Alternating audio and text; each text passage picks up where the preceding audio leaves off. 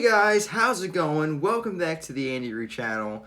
Today I am reacting to the Season 3 official trailer of Cobra Kai. You all know I had to just drop everything and make this video. In my last video I said I was hoping to get all my theories out before the trailer released, but that didn't happen, and this is the reason why. I got a whole new setup. This is how I'm going to be doing videos now. I made a reaction video for the trailer last year, or should I say for Season 2.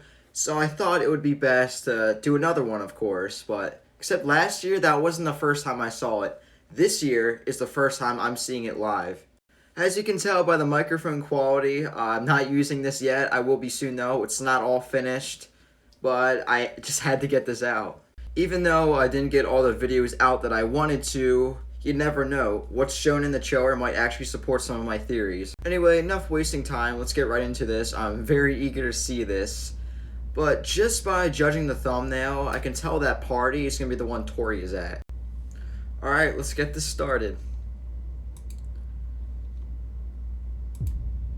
I thought I was doing the right thing, but I failed you.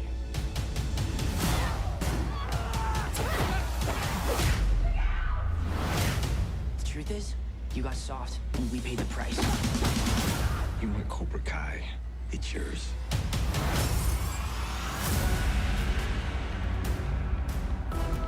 The whole reason these kids got into trouble was because of us. We can't let them suffer because of our issues. The only way to end this is by working together. So, what do you say? I knew it. Your enemies think they're the hero, and you're the villain. There is no good. Look at this freak. There is no bad. Only weak. Kyler. Oh my gosh. What are you, Tango and Cash? No, Tango and Cash were narcotics detectives. Oh, I'm sorry. You do realize neither one of you are cops, right? I thought we were the good guys. We try to be. There's one thing I do know for sure. You can't run away from your problems. I might never be able to... Never, can't. Was it just one? Yeah. You're not a kid anymore. The world isn't just gonna hand it to you. You want something, you have to crawl across the floor. Use your damn teeth if you have to. I'm always gonna be right here next to you. Because I'll always be your teacher.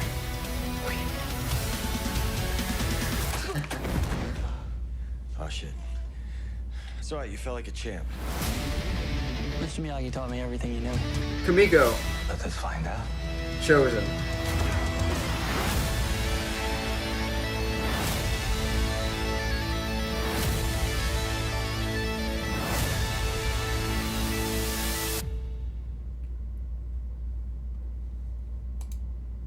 Wow, I'm gonna take a minute here to compose my thoughts.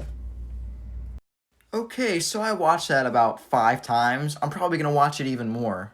After watching that, I've come to the conclusion that it's going to disprove some of my theories and prove some of my theories. So now I'm going to break down some of the things I saw and picked up right away, and then in future videos, if I have other ideas, I'll make a video on that too. So let's get right into it. So it first kind of shows a little flashback of the fight like we got in the teaser. But this image here shows Johnny at the school probably trying to talk to some of his students. Guessing from Hawk's dialogue, I'm assuming Johnny's asking, "Why'd you betray me?" Then he says, "The truth is you've gone soft and we paid the price for it." Before that, we see Hawk pounding on someone or something. And I thought it was a punching bag at first because of how bad his knuckles were. But then I saw this image. It looks like Kyler is back, and I think Hawk is going to be attacking Kyler like that. Oh wow, that rhymed. But anyway, if there's anyone Hawk hates more than Demetri, then it's Kyler. Kyler was his main bully, and I'm sure he'll want revenge on him.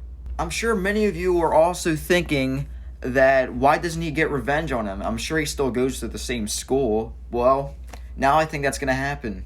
I'm not sure how long Kyler will be on the show, but I don't think it'll be that long.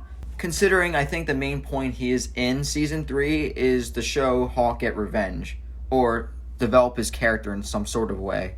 I'm sure Hawk is hoping to spar with Kyler if he's joining the class, and if that is the case, then Kyler stands no chance. I don't have too many thoughts on this image except for the fact that Robbie is getting arrested, which is going to be shown either way, but his hair's shorter, he looks sweaty, and he's not looking too good. He ran away after the school fight, so maybe he really did try to run away because he was afraid he was going to get arrested, which he is now, and he probably got a haircut to disguise himself maybe. Or maybe it's the fact that Tanner Buchanan just wanted a haircut.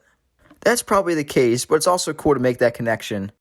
By the way, this person here is also Daniel, and you can tell because of the jacket. Maybe Daniel's the one who ratted him out to the police.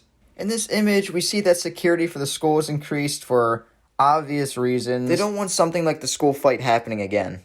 Not much to say there besides the fact that the school fight really affected things. Now we see the confrontation of the Cobra Kai students and the Miyagi-Do students, much like we saw in Season 2. I'm sure Bert is standing right next to Mitch right there. By the way, all this is going on while Daniel was talking to Johnny about working together, which happened to be my very first Season 3 theory. So take that, watch party. No, you know I'm kidding. It's just the fact that he thought differently. I also found it interesting that when Daniel said work together, it showed Hawk looking at Demetri. I have a theory that Hawk and Demetri will make amends. I know you may think differently from what you see later in the trailer, but hear me out. I know we see later Demetri tripping Hawk during soccer, just like in the first Karate Kid with Bobby tripping Daniel, with the roles being reversed with Demetri kind of being the bully. But maybe Hawk will start respecting that and start seeing Demetri as his equal. The whole reason he hates Demetri in the first place is because it reminds him of his old self. If Demetri's acting like this, then he won't think that anymore.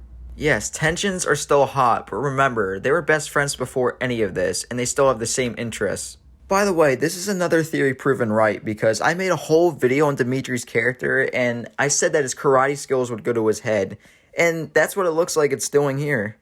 All of this is happening while Sam is talking to Daniel. She says, "I thought we were the good guys." And I definitely do think that she's regarding Demetri at the soccer field. I think it ties into this picture here. I mean, it's the same place, same clothes, same character, same time of day, but anyway. I think Sam's confronting Demetri on what he did and is telling him to lay off pretty much, stop being a dick. I think this show is great at showing that not everybody's good and not everybody's bad. I've said this before, but I think this season's really going to show that. Now let's backtrack to this image here. I don't have too many thoughts on this, but I do think that maybe Tori is trying to steal money, maybe her bail money, but at that point she'd be in jail, so I don't know. One thing is for sure is that I don't think that's her house. She is definitely somewhere where she isn't supposed to be. Or maybe that is her house that she lives with her mom, and they're running out of money. That's all I can say about that. Let me know what you guys think in the comments. We then see Daniel talk to Kreese, and then Kreese showing a snake in the Cobra Kai dojo. We don't know that it is Kreese, but he's the only one running the dojo right now. By the way, Bert is right there. At least so, I think. That means he does join Kreese's Cobra Kai. That looks like Miguel or Aisha if you look close enough, but Aisha isn't in Season 3, and there's no way that's Miguel. I think we can assume that Kreese is keeping this as a pet for the dojo, especially because of this shot here. You can see the snake in the background.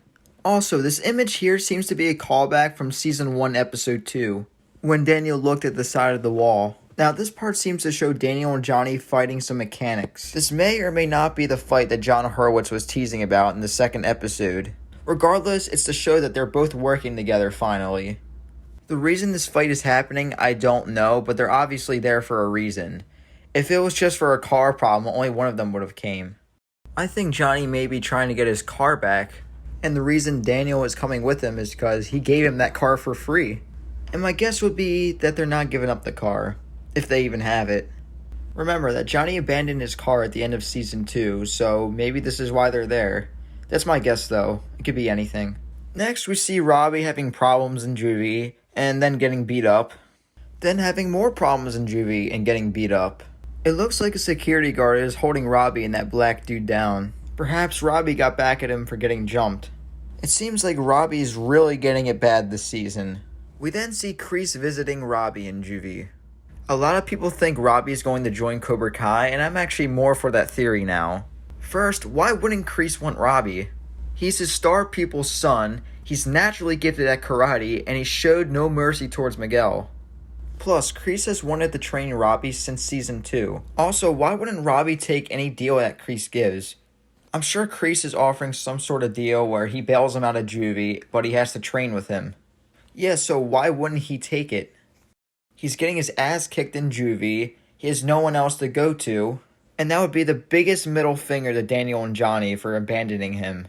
Plus, Robbie hasn't even met Kreese yet, so I'm sure he's going to twist his emotions and completely manipulate him. He'll lie and all that stuff. When I think of Kreese and Robbie, I actually think of Palpatine and Anakin. I think Robbie's going to turn to the dark side, if that makes sense. You'll have to be a Star Wars fan to understand. In this shot, we see Tori at the Miyagi-Do dojo, probably threatening Sam. We see this shot again of Tori in this weird place with the dude behind her. It seems we've gotten more context behind that because I think Sam's in the same place. In fact, I think the dude that Sam is flipping here is the guy who was walking behind Tori. Maybe he's her brother or something. Regardless, I'm convinced that it's the same place that Tori's at because of the lights, and it's probably going to build up to a fight or something. I still have no idea where it is. I thought it was a house because of the staircase with my breakdown the last time, but I don't know. Maybe another Cobra Kai creator will figure that out. This next part is Amanda coming in and slapping Kreese in the face. There must be a good reason she's coming in, especially alone. And you can also see that it's dark out. I have a small feeling that Daniel doesn't know that she's there, but she's really pissed for some reason. Will Kreese do anything back to her is the question. I mean, it's night, it's only them two, and he's a pretty evil dude. He could easily attack her then and there, but you have to ask yourself, is Kreese that low to hit a woman back? I actually think yes. I'm not sure, and I'm also not sure what the whole point of the scene is. I guess we'll find out in Season 3. Let me know what you guys think though. It's obviously because he did something bad. All I have to say to that scene is, alright, Mrs. LaRusso. Now I'm going to talk about the scenes regarding Miguel and Johnny. We see that Miguel is awake, but he can barely move, let alone walk. Johnny is trying to give him some motivation, but Miguel is feeling a little hopeless. He doesn't even know if he'll be able to walk again, let alone do karate.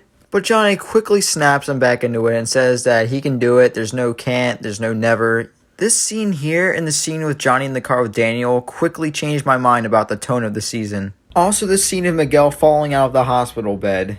This may be a theory that was proven wrong. I really thought that this was going to be a dark season, but I realized this show has some things that make it work, and humor and the lightheartedness is what does make it work.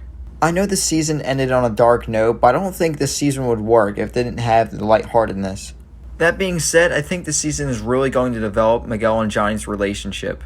I think Johnny's going to be more focused on taking care of Miguel than taking back the Cobra Kai dojo. I think it's going to be like Season 1 where Miguel was Johnny's only student, except it's not karate.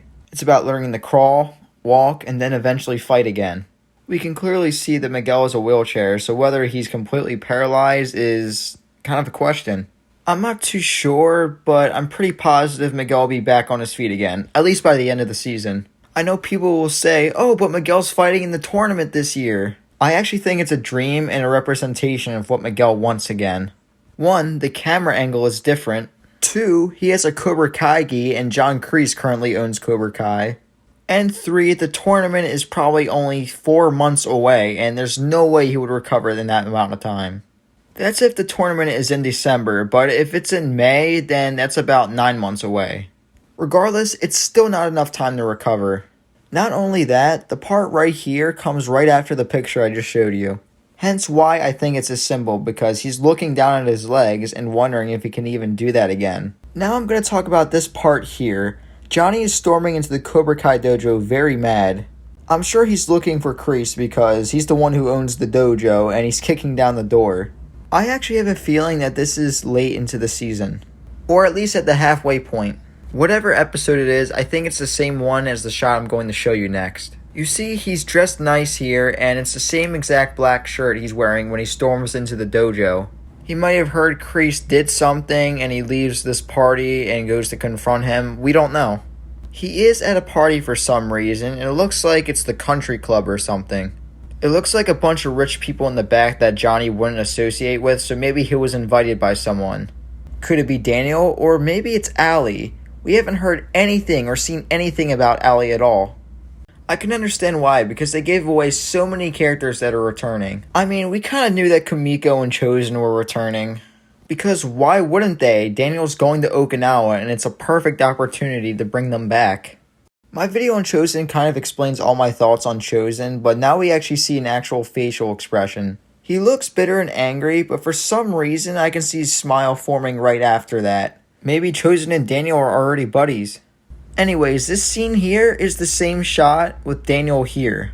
Actually, I'm not entirely sure on that, but the lighting gave me the same exact vibes. I'm not too sure if Kimiko will play a love interest, but I'm pretty sure she's going to be a friend. Maybe at the time Daniel's getting closure with Kimiko, Johnny's getting closure with Allie. That's a theory out of my ass though, so I don't know. Going back a few steps, I did notice a few more things. Like this clip here. You have to crawl across the floor. Use your damn teeth if you have to. I may be overlooking, but when Johnny said if he wants something bad enough, and it panned over to Miguel, then Kreese, I immediately thought that Kreese would do whatever it takes to get Robbie. I also noticed this clip here. There is no good. Look at this freak. There is no bad.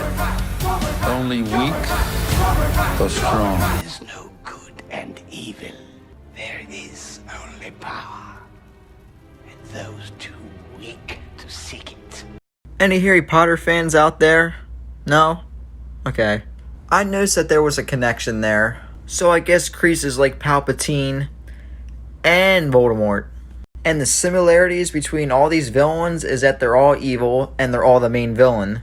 I was actually going to make a video comparing Harry Potter and Cobra Kai. I still might do that. If you really want to see a movie that's just like Cobra Kai, then check out my video on how I compared it with the Mighty Ducks. You will be blown away. I'll leave all the links in the description. Anyway, I think that's all the points I have to make. The one last thing I'll talk about is how is Johnny even anywhere near Miguel? His mom told him to completely stay away from him. I think it's pretty obvious actually. She forgave him. And even if she didn't, I'm sure Miguel convinced her to because that's how he got to do karate. But yeah, let me know what you guys think in the comments about this whole thing. I know, this is like my longest video. So bless you if you watched all the way through. If you love Cobra Kai or you like watching me, then I'm sure you did watch all the way through. So I won't even bother with timestamps. I'm very curious to see what other Cobra Kai creators picked up. Cobra Kai Kid even picked out a few things that I didn't notice in his live stream. So I'll give him his credit there. There you go, Drew. You'll know which points you made. So thank you for watching this video. If you enjoyed, then please leave a like and subscribe if you didn't already. Make sure to leave a comment and tell me what you think. If you want to connect with me, then you can follow me on Instagram. I'll leave that in the description below. It is no longer my YouTube channel name for anyone who does follow me. It is my personal. I've just found it very hard to keep track of all these Instagram accounts, and I never posted on that one anyway. So, until the next video, peace.